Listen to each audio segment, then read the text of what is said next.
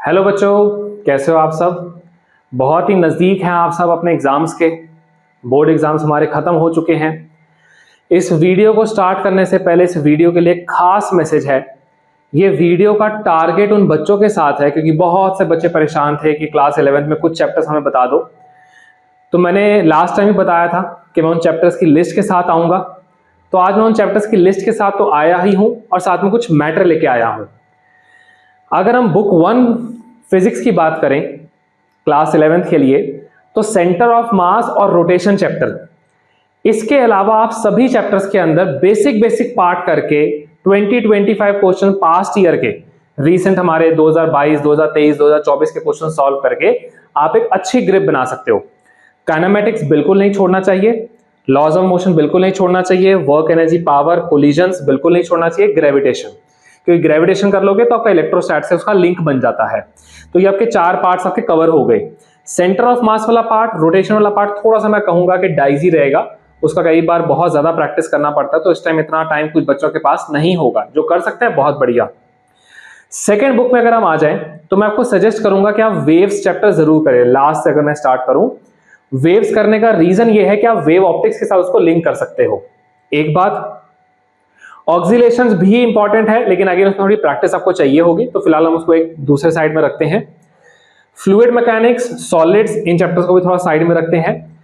Thermal property, thermodynamics and KTG, ये आपका एक बोनस पार्ट है। बहुत से बच्चे इस पार्ट में क्लास 11 में वीक होते हैं और उनका वीक होने का रीजन उनके टीचर्स होते हैं। इस साल मैंने देखा 2025 के अंदर कि बहुत से स्कूल्स ने केटीजी के अंदर बहुत सारी कटिंग्स कर दी सिलेबस में, उस चैप्टर को थोड़ा कम इंपॉर्टेंट कह दिया, बच्चे फिर कम सीरियस हो जाते हैं, तो उस रीजन से उनका ये पार्ट डाइल्यूट हो जाता है। जेई इस बात का शायद फायदा उठा रहा है। 3-4 साल के हम रीडिंग्स अगर देखें तो बहुत बड़ी चीज सामने आई है कि केटीजी और थर्मोडायनेमिक्स के अंदर 2 सवाल और नीट के अंदर 2 से 3 सवाल रेगुलर बेसिस पे आ रहे हैं।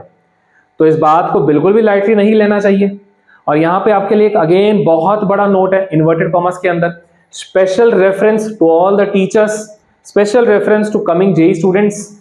केटीजी के अंदर थर्मोडायनेमिक्स के अंदर एक पार्ट आता है जिसका नाम है कार्नोट इंजन।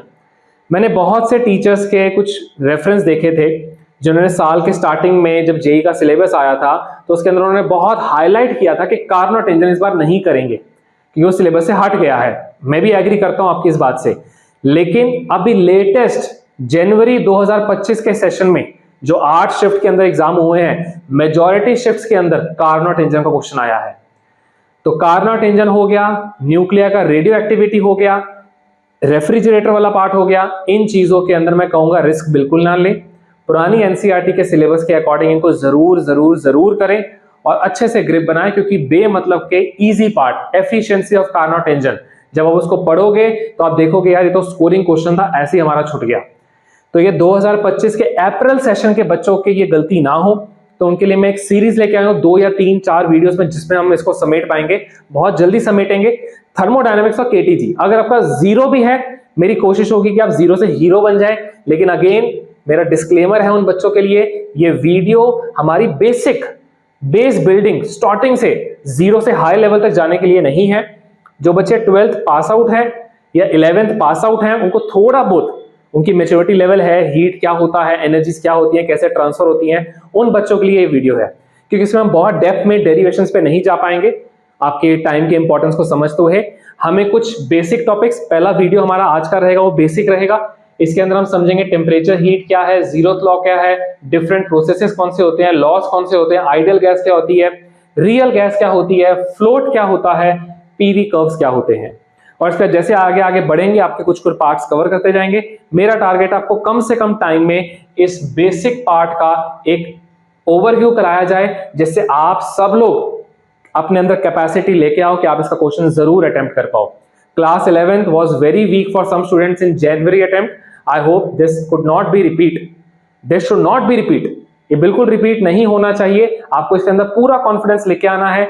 बिल्कुल टाइम वेस्ट नहीं करते, स्टार्ट करते हैं। तो पहले थर्मोडायनेमिक्स की कुछ बातें बता दूं, बहुत बेसिक से कवर करेंगे। 3 क्वांटिटीज के अंदर आपको काम करना है। इसके अंदर बहुत ज्यादा जो क्वांटिटीज हमारी हैं, सबसे पहली Q, जिसको आप हीट क्वांटिटी कहते हो, फिर उसके बाद हमारी क्वांटिटी है W, जिसको आप लोग वर्क क्वांटिटी कहते हो, और तीसरी हमारी क्वांटिटी है डेल्टा यू, जिसको आप लोग चेंज ऑफ इंटरनल एनर्जी कहते हो। ठीक है जी। अब आप कहेंगे सर ये तीनों क्वांटिटीज हमने कभी ना कभी कहीं ना कहीं तो देखी है। अब आपने इनको जहां भी देखा हो, थर्मल एक्सपांशन चैप्टर के अंदर भी इनका इस्तेमाल आता है। मैं फिलहाल आपको एक ही चीज कहूंगा, इन तीनों के अंदर ग्रिप बनाइए, चैप्टर अपने आप होता रहेगा। कुछ बातें अगर आपने थोड़ा भूल चुके हो तो जरूर आपको माइंड में लेके आना पड़ेगा। मेरा रिव्यू होगा कि मैं सब कुछ कवर करूं, बट थोड़ा रिव्यू के अंदर डेप्थ में डेरिवेशंस के अंदर नहीं जा पाएंगे, बार बार कह रहा हूं। तो जो बच्चे 11th में शुरुआत में अगर बाय चांस ये वीडियो अगले साल देखते हैं, उनको ये वीडियो ना देखे, उनके लिए कोई और मैटर तैयार करेंगे डिटेल वाला। तो थर्मोडायनामिक्स की अगर हम बात करें तो सबसे पहले हम बात करते हैं कि हीट और टेम्परेचर में क्या फर्क होता है। अब मैंने कहा कि मुझे 100 डिग्री फ़ारेनहाइट का बुखार चढ़ गया है, तो इससे मेरा क्या मतलब है, मैं ये टेम्परेचर की बात कर रहा हूं या हीट की बात कर रहा हूं? तो ऑब्वियस सी बात है, ये हमारे टेम्परेचर की बात हो रही है। हीट क्या होता है? हीट हमारा बेसिकली एक तरह का एनर्जी है। हीट एक तरह की एनर्जी है जिसकी नेचर बड़ी खास है। Heat is a type of energy which is always in motion, इसीलिए थर्मोडायनामिक्स, डायनामिक्स का मतलब मोशन। हीट है ही ऐसी एनर्जी जो हमेशा मोशन में रहती है। मोशन में रहती है, कहां से कहां रहती है? Higher temperature. कहां से कहां रहती है? Higher temperature to lower temperature. अब आप कहोगे कि कब तक रहेगी? ऑब्वियसली बात, फिजिक्स का हर स्टेटमेंट यही होता है। करंट भी अगर ट्रांसफर होता है, कहां से कहां होता है? हायर पोटेंशियल से लोअर पोटेंशियल। चार्ज मूव करता है हायर पोटेंशियल से लोअर पोटेंशियल। कब तक? इक्वल पोटेंशियल तक। ये कब तक ट्रेवल करेगा? इक्वल टेम्परेचर तक। सर फिर आप कह रहे हो ये हमेशा ट्रेवल कर रहे हैं। एनवायरमेंट इनफाइनाइट एनवायरमेंट है, कभी इक्विलिब्रियम आ ही नहीं पाएगा। हमेशा बॉडी और एनवायरमेंट हमेशा वो लेन देन करते ही रहेंगे। आपको अगर ठंड लग रही है तो इसलिए ठंड नहीं लग रही कि बाहर का एनवायरमेंट बहुत ठंडा है, गलत। आपको ठंड इसलिए लग रही है क्योंकि आपकी बॉडी की हीट लॉस हो रही है। ये बात आपने पहले भी कहीं अगर सुनी है, इसको वापस ग्रैब करो, इसको समझो। हमारी बॉडी अंदर मेटाबॉलिज्म, बहुत सारे रिएक्शंस हो रहे हैं हमारी बॉडी के अंदर, बायोलॉजिकल अगर हम बात करें। उन रिएक्शंस के अंदर कॉन्स्टेंटली बॉडी हीट जनरेट करती रहती है।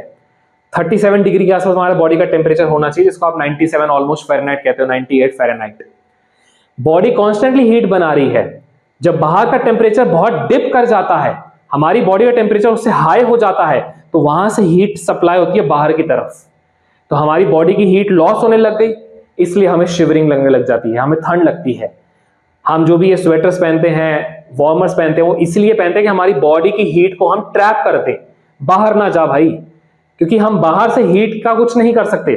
अगर बॉडी का टेम्परेचर ज्यादा है, बाहर का कम है, तो उसको जाना ही है, उसकी प्रॉपर्टी है। हमारी कोशिश है कि उसकी हीट को थोड़ा बहुत रोका जाए। तो इसलिए याद रखें, आपको सर्दी इसलिए नहीं लगती कि बाहर का टेम्परेचर बहुत कम है, आपको सर्दी इसलिए लगती है क्योंकि बॉडी की हीट लॉस हो जाती है। खास बात है, याद रखें इसे। चलो जी, तो हीट का मतलब होता है कि हमारी एनर्जी का एक फॉर्म है, और टेम्परेचर का मतलब होता है it is measurement of heat. बस, टेम्परेचर का मतलब क्या होता है? ये खाली मेजरमेंट ऑफ हीट है। मेजरमेंट ऑफ हीट है कि आप कितनी हॉटनेस में रह रहे हो, कितनी कोल्डनेस में रह रहे हो। वाइस वर्सा है, अगर ऑब्वियसली बात है हॉटनेस नहीं है तो वो कोल्ड फील होगा। एक से दूसरी बात, दूसरे से पहली बात। तो टेम्परेचर हमारा मेजरमेंट ऑफ हीट हो गया। हीट हमारी एक एनर्जी होती है जो हायर से लोअर हमेशा ट्रेवल करती रहती है। अब अगर हम बात करें इस हीट के अंदर, डिटेल में नहीं जाना है, थर्मल एक्सपांशन से इसका एक गिफ्ट लेके आओ। इसका गिफ्ट है very very very important formula, MC delta T। Very very important formula. इस फॉर्मूले को कुछ बुक्स में, कुछ कॉन्सेप्ट्स में NC डेल्टा T भी इस्तेमाल करेंगे। जहां पे मास की बात करेंगे वहां पे MC डेल्टा T का यूज करेंगे, जहां पे मोल्स की बात करेंगे वहां पे NC डेल्टा T का इस्तेमाल करेंगे। पहले मैंने मेंशन किया है। इसकी डेप्थ में हमें जाने के लिए कुछ और पार्ट्स चाहिए, अगर आपको वो भी चाहिए तो जरूर मेंशन करो। वो हमारा थर्मल एक्सपांशन के अंदर है, फिलहाल उसको हम कवर नहीं कर रहे आज के इस वीडियो में, इसकी थोड़ी लेंथ को ध्यान देना है। तो M for mass, delta T का मतलब होता है change of temperature. Change of temperature बहुत बार बच्चे पूछते हैं सर केल्विन में करें या फिर डिग्री सेल्सियस में करें। वैसे तो केल्विन होता है, बट अगेन क्योंकि डेल्टा लग गया, दोनों का डिफरेंस 100 का होता है, तो फर्क नहीं पड़ने वाला, जो मर्जी करो। और दूसरा डिसाइडिंग फैक्टर होता है C। अब यहाँ पे थोड़ा हम डिटेल में चले जाते हैं। C की अगर बात करें, यहां से बात करें, यहां से बात करें, ये बहुत इंपॉर्टेंट है। ये सी जो है ये हमारा है specific heat capacity, very very very important. Specific heat capacity ये हमारा हीरो बनने वाला आगे आने वाले पार्ट में। स्पेसिफिक हीट कैपेसिटी ये एक ऐसा कांस्टेंट वैल्यू है जो किसी भी मटेरियल के हीट एब्जॉर्प्शन को डिसाइड करता है। याद रखें ये बात, जिसका स्पेसिफिक हीट कैपेसिटी बहुत ज्यादा होगा वो उतनी ज्यादा हीट अपने अंदर एब्जॉर्ब कर पाएगा, वाइस वर्सा। चलो, तो एमसी डेल्टा टी आपको क्लियर है, एनसी डेल्टा टी भी आपको क्लियर है। ये हमारा क्यू का फॉर्मूला है थ्रू आउट सिलेबस, कोई भी दिक्कत नहीं। चलो जी, अब आप बात करोगे सर वर्क की। वर्क तो आप कहोगे सर ये तो बड़ा सिंपल है, पहले से पता है, फोर्स इनटू डिस्प्लेसमेंट। बिल्कुल, मैं आपकी बात को डिसएग्री नहीं करता, लेकिन अगेन ये चैप्टर की अगर बात करें तो थोड़ा सा आगे कुछ सोचते हैं। फोर्स की जगह अगर मैं कहूं तो मैं लिख सकता हूं प्रेशर इनटू एरिया। ठीक है, ओके, तो मैं ये कह सकता हूं फोर्स इनटू थोड़ा सा डिस्प्लेसमेंट। ठीक है, चलो इंटीग्रेशन, ये वाला भी हम फॉर्मेट यूज करते हैं ना वर्क डन के लिए, work done equal to force into displacement का इंटीग्रेशन। तो ये हो गया pressure into area into displacement, area into थोड़ा सा डिस्प्लेसमेंट, हमारा हो जाएगा थोड़ा सा वॉल्यूम। तो ये हमारा फॉर्मूला बन गया एक तरह से, पी डीवी का इंटीग्रेशन हमारा फॉर्मूला होगा वर्क डन के लिए। इस चैप्टर में थोड़ा सा डेप्थ में ले जाऊं तो ये फॉर्मूला हो जाएगा पी डेल्टा वी भी कह सकते हो, इंटीग्रेशन पी डीवी भी कह सकते हो। यानी कि ऑब्वियस सी बात है, अगर आपका वॉल्यूम चेंज हो रहा है बच्चा पार्टी तो वर्क डन होगा। तो इसका शॉर्टकट पकड़ा, अगर वॉल्यूम ही चेंज नहीं हुआ तो वर्क डन नहीं होगा, बात खत्म। ठीक है, डन। ठीक है जी, तो दोनों जगह हम बात कर लेते हैं। तो अभी अभी जैसे आपने बात की कि वर्क डन, अब ये भी आपको समझना है वर्क डन कब क्या है। मैं पहले तीनों क्वांटिटीज को बहुत डिटेल में लेके जा रहा हूं, ठीक है, टेंशन ना लें। तो वर्क डन की अगर बात करें तो एक एग्जांपल देता हूं आपको कि आपकी फॉर एग्जांपल आपने एक वेसल के अंदर एक गैस ली है, लिक्विफाइड गैस, इसको आपने हीट किया, हीट करके देखा गया, आपने एक इसके ऊपर वेसल कवर कर दिया, इसको अपने पिस्टन से अटैच कर दिया। कुछ टाइम बाद देखा गया इसको आपने थोड़ा फ्री छोड़ दिया, कोई इसके ऊपर वेट्स नहीं लगाए। तो जैसे आप इसको हीट दोगे तो इसका वॉल्यूम बढ़ने लग जाएगा। कुछ टाइम बाद इसका वॉल्यूम बढ़ते हुए हो सकता है यहां तक आ जाए, इसका वॉल्यूम यहाँ पे एक्सपांड हुआ है, ये हमारा एक तरह से डेल्टा वी है। तो अब यहाँ पे ध्यान दो, वर्क किया जा रहा है, इसकी लैंग्वेज को थोड़ा पकड़े एक बारी। Work is done by the gas, gas work कर रही है, गैस वर्क कर रही है यानी कि वॉल्यूम एक्सपांड हो रहा है। इसका कोड वर्ड वॉल्यूम एक्सपांड हो रहा है। दूसरा कोड वर्ड वॉल्यूम फाइनल वाला ग्रेटर है इनिशियल वॉल्यूम से। अगला कोड वर्ड वर्क डन, इस केस में भाई साहब पॉजिटिव रहने वाला है, क्योंकि फॉर्मूला क्या है, P delta we. P delta we का मतलब क्या है, work done final minus work done initial. तो सिंपल, फिजिक्स में कोई रट्टा नहीं है, ये आपका थोड़ा सा केमिस्ट्री से अलग रहेगा, इसको याद रखे, कंफ्यूज ना हो। यहां पे कोई हमें यहाँ पे याद नहीं रखना, फॉर्मूले के अकॉर्डिंग चलना है। Volume final minus volume initial. Volume final की बात करें तो अगेन अगर वॉल्यूम फाइनल बड़ा है तो वर्क डन हमारा पॉजिटिव होगा, अगर फाइनल वॉल्यूम छोटा है तो वर्क डन नेगेटिव होगा।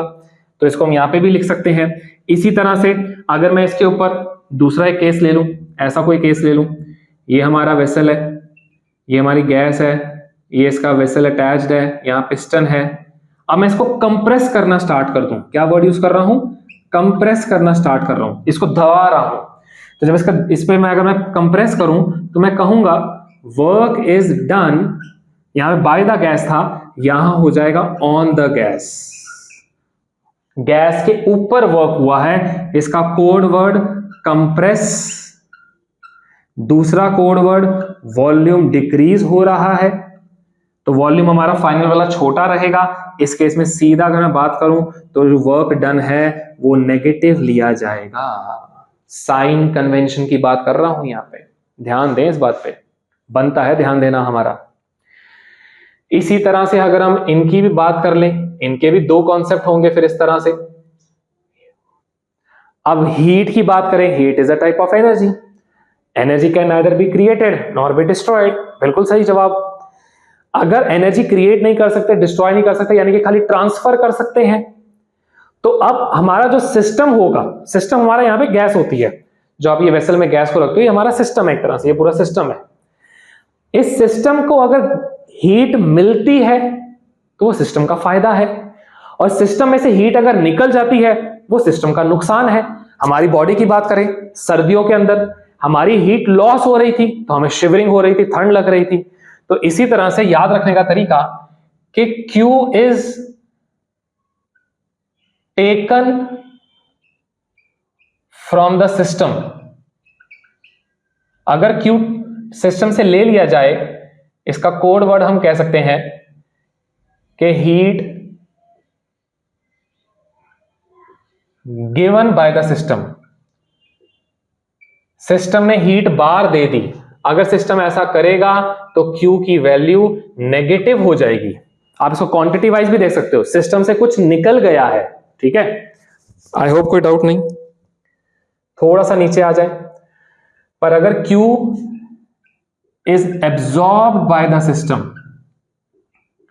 Q is absorb by the system, अगर सिस्टम ने Q को एब्जॉर्ब किया है, code word heat is given to the system, system को हीट मिल गई, सिस्टम का तो फायदा हो गया ना, तो उस केस में Q की वैल्यू जो है बच्चा पार्टी वो पॉजिटिव ली जाएगी। तो इस पार्ट में बहुत ज्यादा क्लियर करने के लिए मैं कहूंगा दो क्वांटिटी से स्टार्ट करते हैं, Q से और W से। Q हमारा हीट है, हीट के दो फॉर्मूले हैं, पहला फॉर्मूला mc डेल्टा टी, दूसरा formula nc delta T, normal normal. यहाँ पे C को ज्यादा टेंशन ना लें, C हमारा स्पेसिफिक हीट कैपेसिटी एक कांस्टेंट है, वाटर के लिए फिक्स होगा, आइस के लिए, किसी भी सब्सटेंस के लिए फिक्स होता है, मेटल्स के लिए फिक्स होता है, सबके लिए फिक्स होता है, वो आपको याद रखने की जरूरत नहीं है, ज्यादा टेंशन मत लेना। हार्डली वाटर का हम याद करेंगे। डेल्टा टी यहाँ पे डिफरेंस ऑफ टेम्परेचर है, final minus initial, mass, number of moles, clear.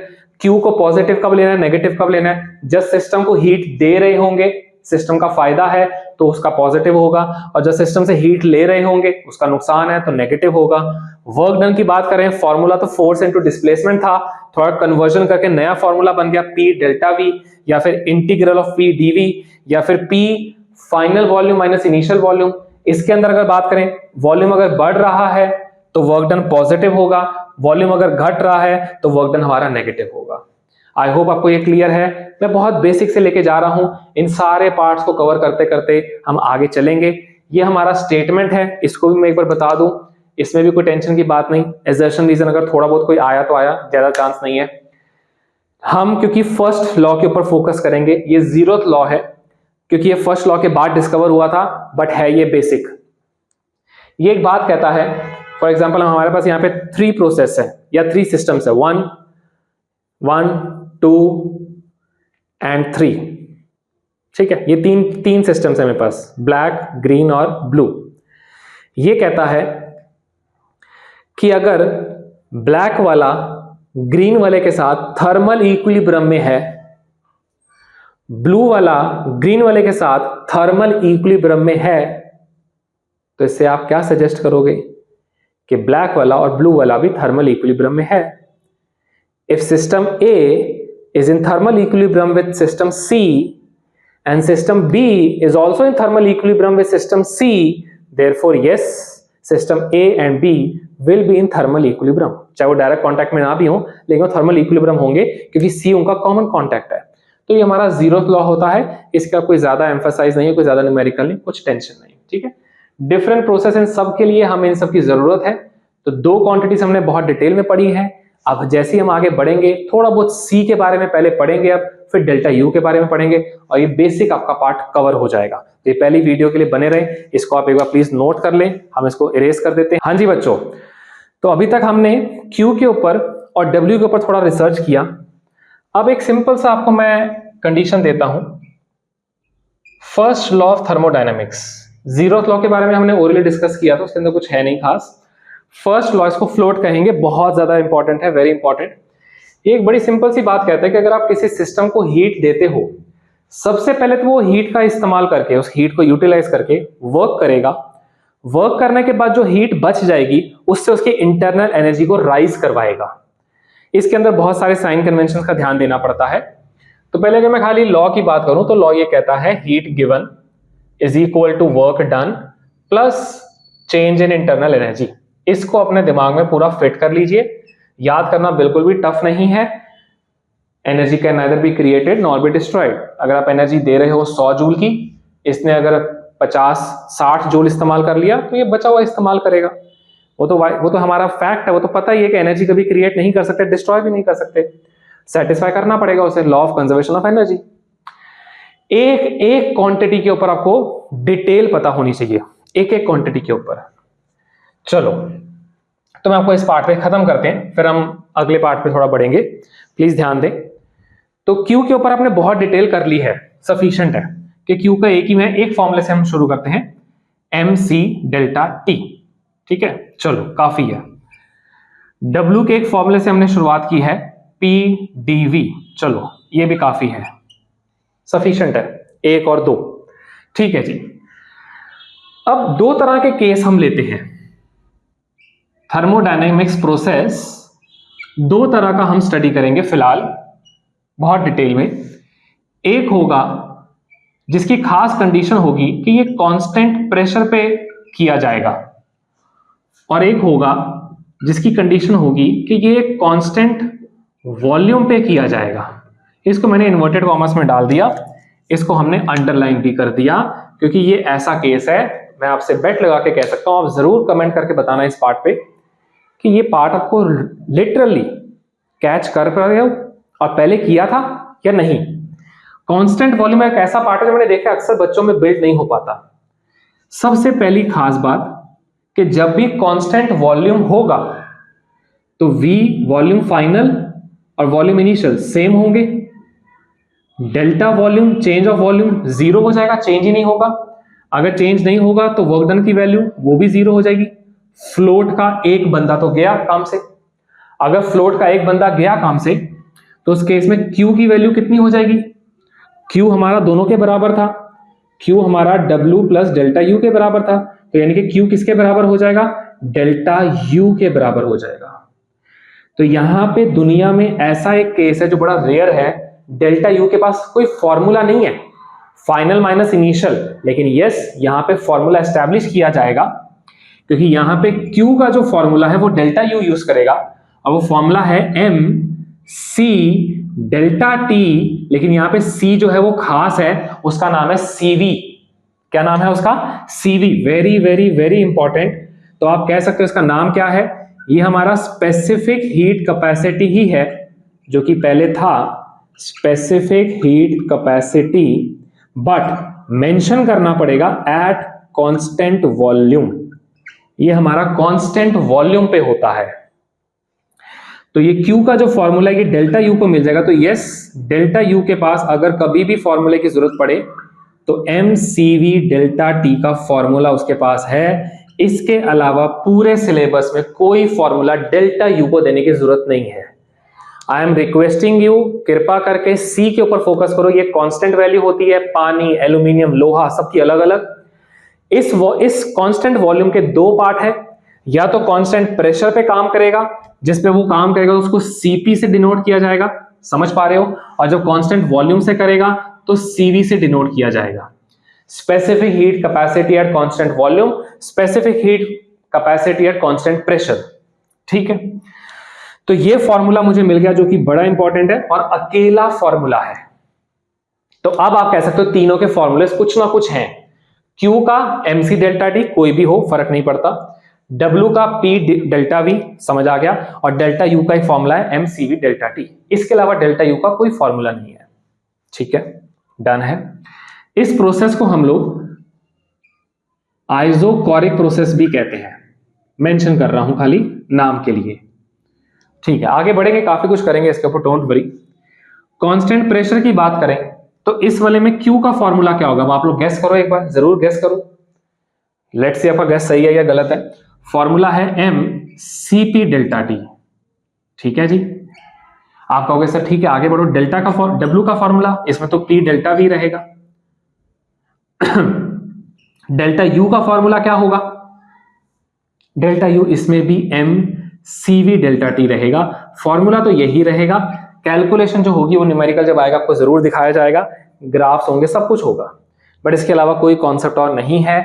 मेरा इस वीडियो का मोटिव था FLOT, first law of thermodynamics के मेजर 3 गुंडे, ये तीनों गुंडे हैं, 1 2 3, अगर ये तीनों को आप काबू कर लोगे तो इसका एक सवाल आप बना लोगे। आगे बढ़ते बढ़ते you have to be very smart. पहला वीडियो ओनली फॉर बेसिक्स, किसी पार्ट में किसी तरह का कोई डाउट है डायरेक्ट रीच कर सकते हो, डिटेल्स में सब कुछ आपको मिल जाएगा, कमेंट करके पूछ सकते हो, बाकी बच्चे भी आपकी हेल्प करेंगे। और अगर सब कुछ क्लियर है तो नेक्स्ट पार्ट के अंदर जरूर देखें, कुछ न्यूमेरिकल्स की बात करेंगे, कुछ आगे थर्मोडायनामिक्स की बात करेंगे। मेरा वापस से बता दूं, इस वीडियो का टारगेट था उन बच्चों के साथ जो 11th पास आउट है, अपना थर्मो स्ट्रॉन्ग करना चाहते हैं, 12th पास आउट है, जेई और नीट के लिए अपना थर्मो स्ट्रॉन्ग करना चाहते हैं, उनके लिए। बेसिक के लिए हम जरूर और पार्ट्स लेके आएंगे जिसमें इनकी डिटेल बात भी करेंगे। आज के लिए इतना ही, इस पार्ट के लिए इतना ही। लास्ट में बता दूं, सीपी और सीवी इनका आपस में एक रिलेशन भी है, वो आइडियल गैस थियरी से हम रिलेशन बनाएंगे जरूर। रिलेशन आप सबको याद है, मेयर्स इक्वेशन कहते हैं। तो इन सारे पार्ट के साथ मैं इस वीडियो को एंड करता हूं। ऑल द वेरी बेस्ट, अपना ध्यान रखें और अच्छे से करें।